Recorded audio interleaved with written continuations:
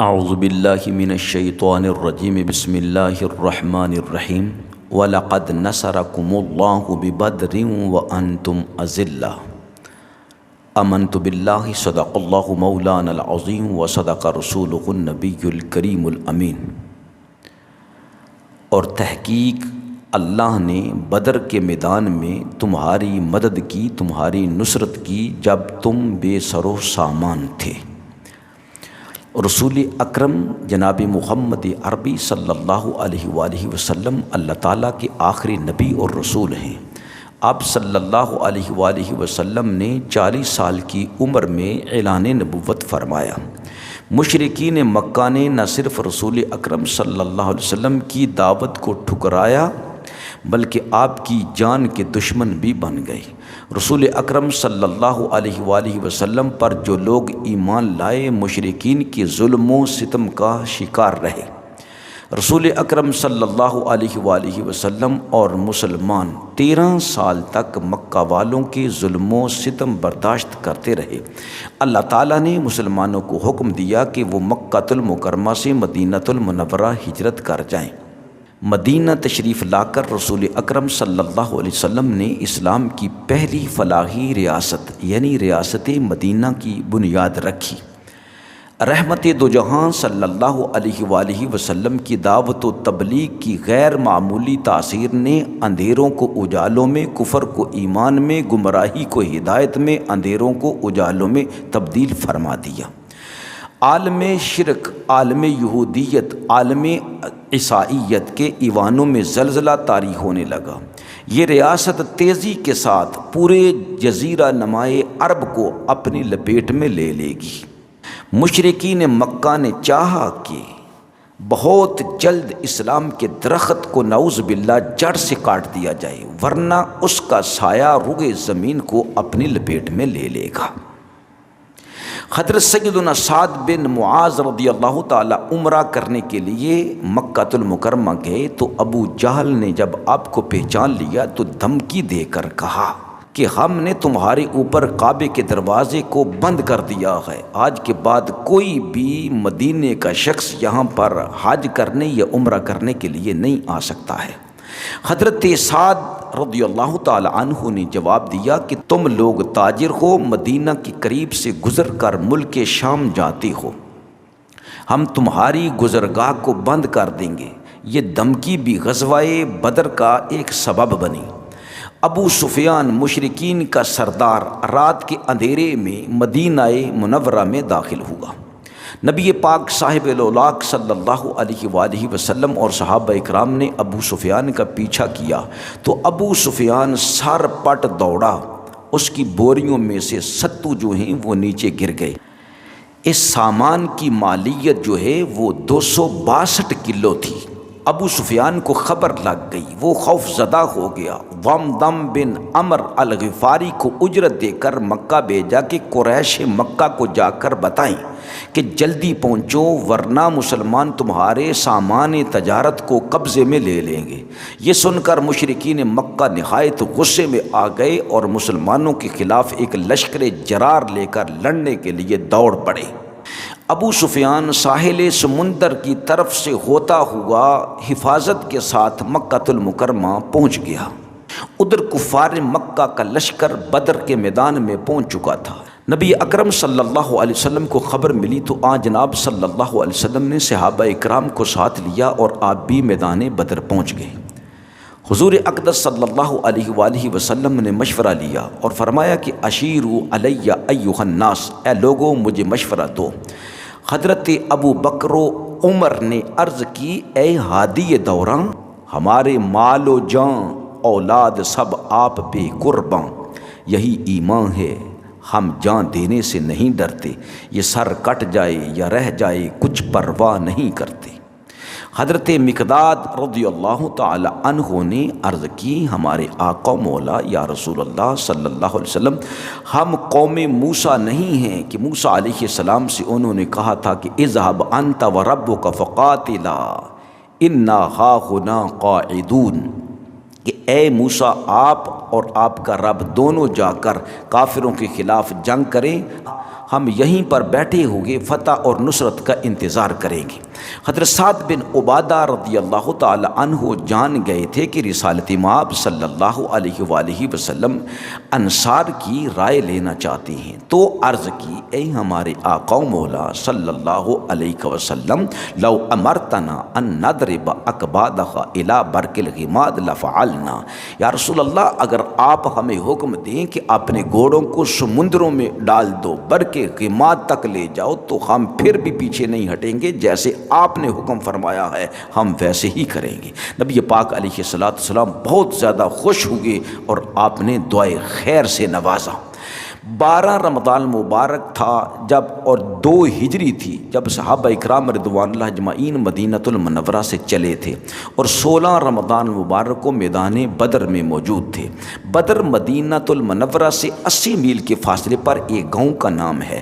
اس میدان میں ایک کنواں تھا جس کے مالک کا نام بدر تھا، اسی وجہ سے اس میدان کو میدان بدر کہا جاتا ہے۔ لشکر کفار کی تعداد 1000 سور میں، جن کے پاس 700 زریں تھیں، 100 گھوڑے، اونٹ بہت زیادہ تھے، ایک دن میں 9 اونٹ ذبح ہوتے تھے۔ لشکر اسلام کی تعداد 313، یعنی ان سے 3 گنا کم۔ صحابہ اکرام رضوان اللہ اجمعین بہت غریب صحابہ اکرام، صرف 2 گھوڑے ان کے پاس تھے، 70 اونٹ تھے، 3 آدمی باری باری ایک اونٹ پر سوار ہوتے تھے۔ سپہ سالار اعظم کی حیثیت سے جنرل کمان جناب رسالت مآب صلی اللہ علیہ وآلہ وسلم نے خود سنبھالی۔ تھے ان کے پاس 2 گھوڑے، 6 زریں، 8 شمشیریں۔ پلٹنے آئے تھے یہ لوگ دنیا بھر کی تقدیریں، کافر ہے تو شمشیر پہ کرتا ہے بھروسہ، مومن ہے تو بے دیگ بھی لڑتا ہے سپاہی۔ چڑھتی ہے جب فقر کی سان پہ دیگ خودی، ایک سپاہی کی ضرب کرتی ہے کار سپاہ۔ ایک طرف دنیا ہے، دوسری طرف طلب آخرت ہے، ایک طرف مال، دوسری طرف غربت، ایک طرف 1000، دوسری طرف 313، ایک طرف اسلحہ سے لیس، دوسری طرف نہتے، ایک طرف تکبر اور غرور اور پھنکار، دوسری طرف عجز انکساری، ایک طرف شیطان کا سہارا، دوسری طرف ذات خدا پر بھروسہ، یہ حزب الشیطان، اور دوسری طرف حزب اللہ، اور اللہ کا حکم ہے، ارشاد ہے، الا ان حزب اللہ هم المفلحون، خبردار بے شک اللہ کا گروہ جو ہے وہی فلاح پانے والا ہے، وہی کامیاب ہونے والا ہے۔ ایک طرف عقل ہی عقل، دوسری طرف عشق ہی عشق ہے۔ عقل و دل و نگاہ کا مرشد اولین ہے عشق، عشق نہ ہو تو شرع و دین بت قدائے تصورات۔ صدق خلیل بھی ہے عشق، صبر حسین بھی ہے عشق، مارکائے وجود میں بدر و حنین بھی ہے عشق۔ ان فرشتہ صفات ہستیوں کا سپہ سالار اعظم کون تھا؟ وہ لوگ کیوں نہیں ڈرتے تھے؟ اس لیے کہ ان کے سپہ سالار محبوب خدا رحمت للعالمین سید المرسلین سید الاولین و آخرین، لوح بھی تو قلم بھی تو، تیرا وجود الکتاب، گنبد آبگینہ رنگ تیری محیط میں حباب، عالم آب و خاک میں تیرے ظہور سے فروغ، ذرہ ریگ کو دیا تو نے طلوع آفتاب، تو نے طلوع آفتاب۔ صحابہ اپنی غربت کو دیکھ کر، دشمنوں کی امیری کو دیکھ کر، 3 گنا زیادہ تعداد کو دیکھ کر، اسلحہ کو دیکھ کر گھبرائے نہیں۔ کیوں؟ اس لیے کہ ان کا سالار وہ تھا، انہوں نے دیکھا ہوا تھا کہ سرکار کی انگلی کے اشارے سے موسم بدل جاتے ہیں اور مبارک انگلیوں میں سے پانی کے چشمے جاری ہو جاتے ہیں، اشارہ ہو تو بادل امڑ آتے ہیں، ان کی انگلی کے اشارے سے بادل چھٹ جاتے ہیں، انگلی کے اشارے سے چاند 2 ٹکڑوں میں تقسیم ہو جاتا ہے۔ ان کے پاس اللہ تعالیٰ کے اور اللہ کے رسول صلی اللہ علیہ وسلم کی محبت تھی، قرآن تھا، ایمان تھا، اللہ تعالیٰ کی نصرت اور مدد پر پختہ یقین تھا۔ اور جب اس انگارائے خاکی میں ہوتا ہے یقین پیدا، تو کر لیتا ہے یہ بالو پرے روح الامی پیدا۔ کافروں نے اپنے جاسوس عمیر بن وہب کو بھیجا کہ مسلمانوں کے لشکر کا اندازہ لگا کر آئے۔ اس نے کہا ان کی تعداد تو 300 کے قریب ہے، لیکن رأیت یا معشر قریش البلایا تحمل المنایا، لیکن عجیب بات ہے اے اہل قریش کہ میں نے موتوں کو دیکھا ہے میدان بدر میں جن کو اونٹوں نے اٹھا رکھا ہے۔ ادھر شیطان تھا، شیطان نے کفار مکہ کی مشاورتی کونسل میں انسانی جسم میں آ کر وعدہ کیا ہوا تھا۔ اللہ قرآن میں ارشاد فرماتا ہے وَإِذْ زَيَّنَ لَكُمُ الشَّيْطَانُ أَعْمَالَكُمْ وَقَالَ لَا غَالِبَ لَكُمُ الْيَوْمَ مِنَ النَّاسِ وَإِنِّي جَارٌ لَكُمْ۔ اس نے کہا تھا کہ آج میں تمہارا ساتھی ہوں، تم پر کوئی جماعت غالب نہیں آ سکتی اور میں تمہارا مددگار ہوں۔ سیدنا سعد بن معاذ رضی اللہ تعالی عنہ کے مشورے سے سرکار مدینہ علیہ الصلوۃ والسلام کے لیے ایک عریش مبارک بنائی گئی۔ وَكَانَ فِيهِ أَبُو بَكْرٍ وَلَيْسَ مَعَ غَيْرُهُمَا، وہاں پر حضرت رسالت مآب صلی اللہ علیہ وسلم تھے اور ان کے ساتھی سیدنا ابو بکر صدیق رضی اللہ تعالیٰ عنہ تھے، اور تیسرا کوئی شخص بھی عریش میں موجود نہیں تھا۔ رات کے وقت رسول خدا صلی اللہ علیہ وسلم نے فرمایا میرے صحابہ تم سارے کے سارے سو جاؤ، میں جاگ رہا ہوں۔ میدان بدر کے ٹیلے زبان حال سے کہہ رہے تھے تو بخت عالمی بیدار بے بخت، یا رسول اللہ آپ کائنات کے مقدر اور بخت ہیں، اور مقدر جاگتا ہی رہے تو بہتر ہوتا ہے، اس لیے آپ بھی مقدر بن کر جاگ رہے ہیں۔ صحیح مسلم میں ہے، ابو داؤد میں ہے اور نسائی میں ہے کہ نبی اکرم صلی اللہ تعالی علیہ وآلہ وسلم نے بدر کی جنگ سے ایک دن پہلے یعنی رات کے وقت، اور جنگ صبح ہونے والی تھی، نبی پاک علیہ السلام نے میدان بدر کا دورہ فرمایا۔ حضرت انس رضی اللہ تعالیٰ عنہ اس حدیث کے راوی ہیں کہ نبی پاک صلی اللہ علیہ وسلم نے زمین پر ہاتھ مارا اور ایک نشان لگایا اور فرمایا غازہ مصرع فلاں، یہ ابو جہل کے مر جانے کی جگہ ہے۔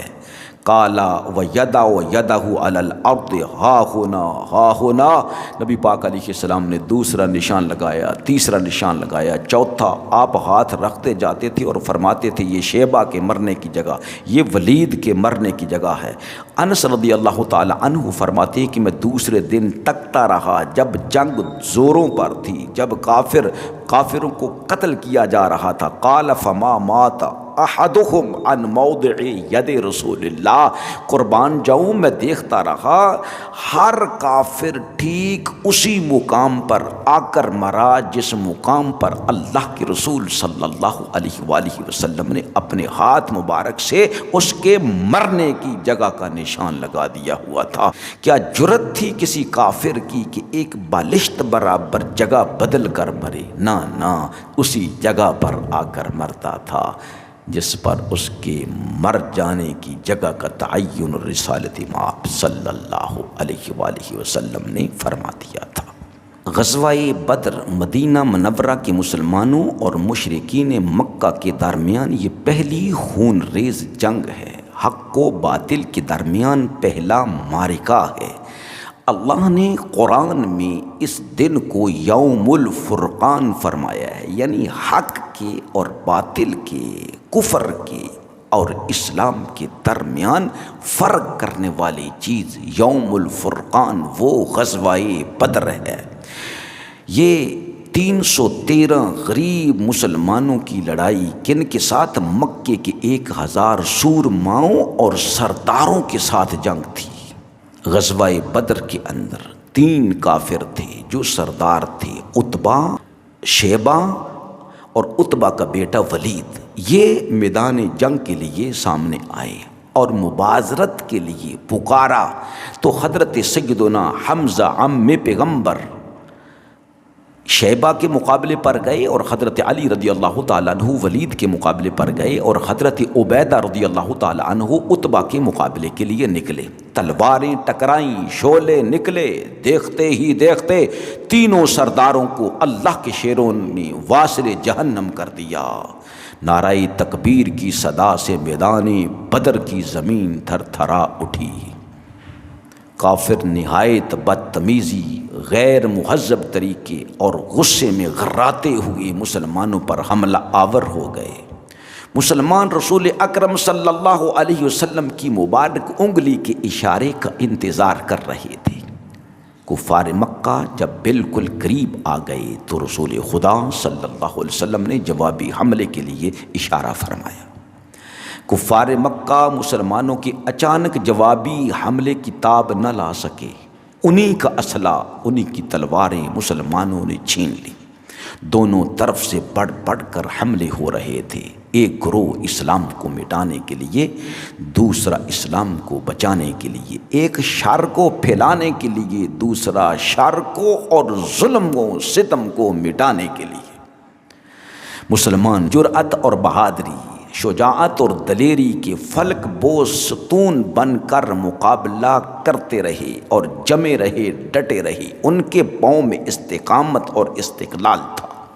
ان کا مقصد کیا تھا؟ اعلاء کلمت اللہ، رسول اللہ صلی اللہ علیہ وآلہ وسلم کی رضا اور اللہ وحدہ لا شریک کی رضا تھی۔ ان کا مقصد کیا تھا؟ دشمنان اسلام، دشمنان خدا اور رسول کے سر قلم کر کے غازیان اسلام کی صف میں اپنے آپ کو شامل فرمانا، یا راہ حق میں سر کٹا کر ابدی زندگی حاصل کرنا اور جام شہادت نوش کرنا۔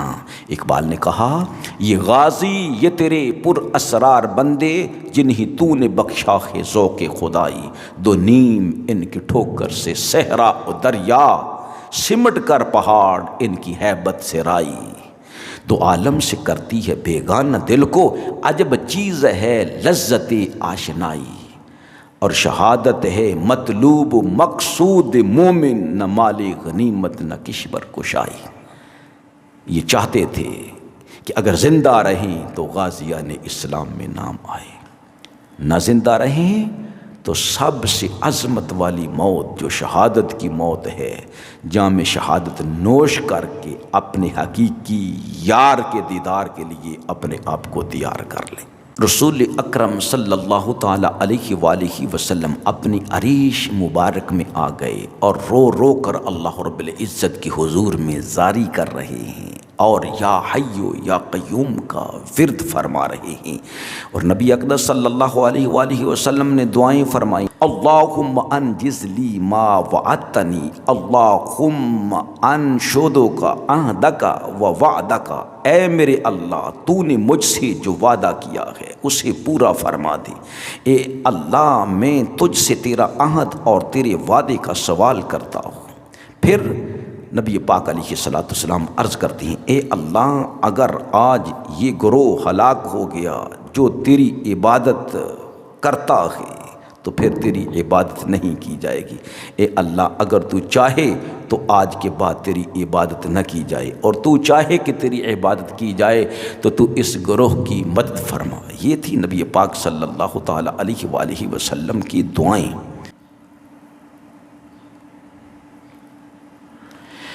کفار مکہ بھی پوری قوت اور جرت، غرور و تکبر سے لڑ رہے تھے۔ میدان جنگ کو چھوڑ کر بھاگ جانا یہ ان کی شان کے مطابق نہیں تھا۔ بھاگ جانا ان کے لیے موت سے برا تھا۔ دونوں طرف سے پوری ہمت اور جرأت سے مقابلہ جاری تھا۔ جب کافر حملوں سے باز نہ آ رہے تھے، شکست تسلیم کرنے کے لیے تیار نہ تھے، تو رسول اکرم صلی اللہ علیہ وآلہ وسلم نے فرشتوں کی آمد کے لیے دعا مانگی کہ اللہ تو نے فرشتوں سے مدد کرنے کے لیے مجھ سے وعدہ کیا تھا، اللہ اپنا وعدہ پورا فرما۔ تو نبی اکرم صلی اللہ تعالیٰ علیہ وآلہ وسلم صلی اللہ تعالیٰ علیہ وسلم نے جناب ابو بکر صدیق رضی اللہ تعالیٰ عنہ سے فرمایا، ابو بکر خوش ہو جاؤ، یہ جبریل ہیں، گرد و غبار میں اٹے ہوئے ہیں۔ اس کے بعد رسول خدا صلی اللہ علیہ وسلم عریش کے دروازے سے باہر تشریف لائے، اور آپ صلی اللہ علیہ وآلہ وسلم نے زرہ پہن رکھی تھی۔ آپ پرجوش طور پر آگے بڑھ رہے تھے اور فرماتے جا رہے تھے، سَيُهْزَمُ الْجَمْعُ وَيُوَلُّونَ الدُّبُرَ، ان قریب یہ جتھا کافروں کا شکست کھا جائے گا اور پیٹ پھیر کر بھاگ جائے گا۔ یہ نوید مسلمانوں کے کانوں نے سن لی۔ اس کے بعد جناب صلی اللہ علیہ وسلم نے ایک مٹھی کنکریلی مٹی لی۔ اچھا، اس کے بعد رسالت مآب صلی اللہ علیہ وآلہ وسلم نے بدر کی کینکریوں سے اپنی مٹھی بھری اور قریش کی طرف رخ کر کے فرمایا شاہت الوجوہ، یہ چہرے بگڑ جائیں، اور ساتھ ہی مٹی ان کے چہروں کی طرف پھینک دی۔ اللہ اللہ! پھر مشرکین میں سے کوئی بھی نہیں تھا جس کی دونوں آنکھوں، نتنے اور منہ میں اس ایک مٹھی بھر مٹی میں سے کچھ نہ کچھ نہ گیا ہو، یعنی ہر کافر کی آنکھ میں اور نتنوں میں وہ خاک جا کر پڑی، اور اللہ نے اعلان فرما دیا وَمَا رَمَيْتَ إِذْ رَمَيْتَ وَلَكِنَّ اللَّهَ رَمَا۔ اے ہمارے حبیب مکرم صلی اللہ علیہ وسلم، جب آپ نے کینکریاں پھینکی تھیں وہ آپ نے نہیں پھینکی تھیں، کس نے پھینکی تھی؟ اللہ فرماتا ہے وَلَكِنَّ اللَّهَ رَمَا، بلکہ وہ تو خود خدا نے پھینکی تھی۔ یعنی رسول اللہ صلی اللہ علیہ وسلم کے فعل کی نسبت اللہ اپنی طرف کر رہا ہے۔ سبحان اللہ۔ صحابہ اکرام رضوان اللہ اجمعین نے خود فرشتوں کی آواز سنی، جیسے کہ ایک یہ تھا کہ حیزوم آگے بڑھ، اقدم یا حیزوم۔ تو مسلمانوں نے جب یہ دیکھا کسی کافر کو، مشرک کو کاٹنے کے لیے جاتے تو پہلے ہی پہنچنے سے پہلے ہی وہ کٹ جاتا۔ رسالت مآب صلی اللہ علیہ وسلم نے ارشاد فرمایا یہ حیزوم جو ہے یہ حضرت جبریل علیہ السلام کے گھوڑے کا نشان ہے۔ لہٰذا اللہ رب العزت نے جو وعدہ فرمایا تھا تو اللہ تعالیٰ نے ارشاد فرما دیا کہ ہم نے بدر کے میدان میں پے در پے اترنے والے 1000 فرشتوں سے تمہاری مدد فرمائی۔ اللہ سبحانہ و تعالیٰ نے مومنین کی بڑی مدد فرمائی۔ مومنین ریتلی زمین پر تھے اور بعضوں پر غسل بھی فرض تھا، پانی کی قلت تھی۔ جب اٹھے ہیں تو دیکھا کہ اللہ رب العزت نے رحمت کی بارش کو نازل فرمایا۔ جب رحمت کی بارش ہوئی، جن پر غسل تھا وہ نجاست شیطان سے پاک ہو گئے، پانی وافر مقدار میں پینے کے لیے، نہانے کے لیے، غسل کرنے کے لیے جمع ہو گیا۔ پھر اللہ سبحانہ و تعالیٰ نے فرشتوں سے مسلمانوں کی مدد فرمائی۔ وہ ابلیس جو کافروں سے کہتا تھا کہ میں تمہارا مددگار ہوں، تم پر کوئی غالب نہیں آئے گا، جب وہ بھاگنے لگا تو کافروں نے کہا کہ اب شیخ نجد کدھر جاتے ہو؟ تو کہا نہ میں یہاں نہیں ٹھہر سکتا، میں اموات کو دیکھ رہا ہوں، میں وہ کچھ دیکھ رہا ہوں جو تم نہیں دیکھتے، میں اللہ سے ڈر رہا ہوں۔ تو وہ بھاگ گیا۔ تھوڑی دیر کے بعد مشرکین کے لشکر میں ناکامی اور اضطراب کے آثار نمودار ہو گئے۔ ان کی صفیں مسلمانوں کے سخت تابڑ توڑ حملوں سے درہم برہم ہونے لگی اور معرکہ اپنے انجام کے قریب پہنچا۔ پھر مشرکین کے جتھے بے ترتیبی کے ساتھ پیچھے ہٹے اور ان میں بگدڑ مچ گئی۔ مسلمانوں نے مارتے، کاٹتے اور پکڑتے، باندھتے ان کا پیچھا کیا، یہاں تک کہ ان کو بھرپور شکست ہو گئی۔ یہی اللہ رب العزت کی منشا تھی، یہی اللہ رب العزت کی رضا تھی کہ ان کے درمیان جنگ ہو کر رہے، تاکہ آج کے بعد جو بھی جیے اسے پتہ چل جائے کہ اسلام حق ہے اور کفر جو ہے وہ جھوٹ ہے، مکر ہے اور فراڈ ہے۔ اور اللہ رب العزت نے فرشتوں کو بھی بھیجا کہ اے فرشتوں جاؤ، تم مسلمانوں کے قدموں کو استقامت عطا کرو اور کافروں کے جوڑ کو توڑ دو، ان کے ضربیں لگاؤ، ایسے کرو۔ تو اللہ رب العزت کی بھرپور مدد مسلمانوں کے ساتھ تھی اور اللہ رب العزت نے مسلمانوں کو کامیاب مدد کے ساتھ، فتح اور نصرت اور تائید کے ساتھ مسلمانوں کو فاتح بنایا۔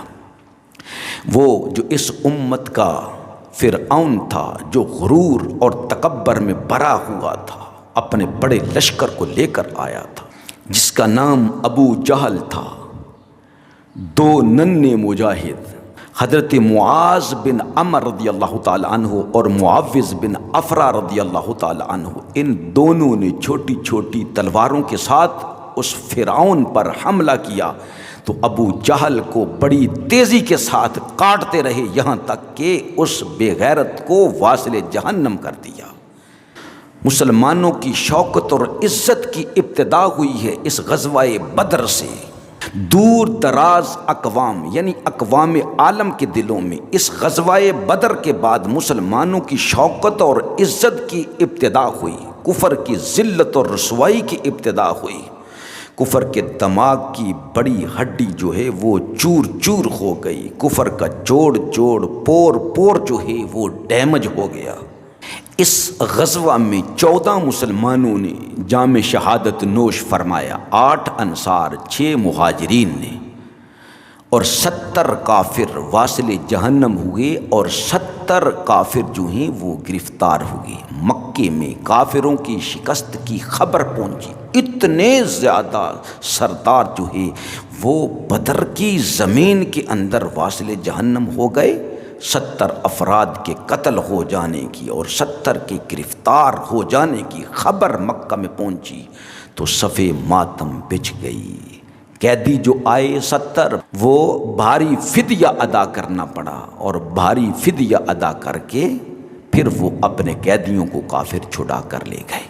اس جنگ کے بہت زیادہ نتائج نکلے جو پوری جزیرہ نمائے عرب کو اپنے لپیٹ میں لے لیا۔ ان نتائج نے کفر کی کمر ٹوٹ گئی، اسلام کا بول بالا ہوا، ہر کافر نے جان لیا کہ وہ جھوٹ پر ہے اور مسلمان حق پر ہیں۔ اس کے بعد جو بھی زندہ رہا، مسلمان ہو یا کافر، مسلمانوں کو بھی پہلے تو یقین تھا، لیکن 9 مسلمان جو ہیں وہ پکے یقین کرنے والے بن گئے کہ اللہ رب العزت کی نصرت اور تائید جو ہے یہ مسلمانوں کے ساتھ ہے۔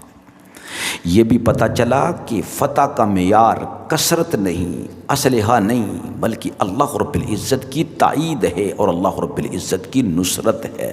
پورے جزیرہ نمائے عرب میں مسلمانوں کی دھاک بیٹھ گئی، بہادری اور شجاعت کو تسلیم کیا جانے لگا، مسلمانوں کا رعب و دبدبا چھا گیا، بہت سارے کافر حلقہ بگوش اسلام ہو گئے، منافقین و شر پسندوں کی آنکھیں کھل گئیں، وہ ڈر گئے، وہ دب گئے، اور اس کا ایک نتیجہ یہ بھی نکلا کہ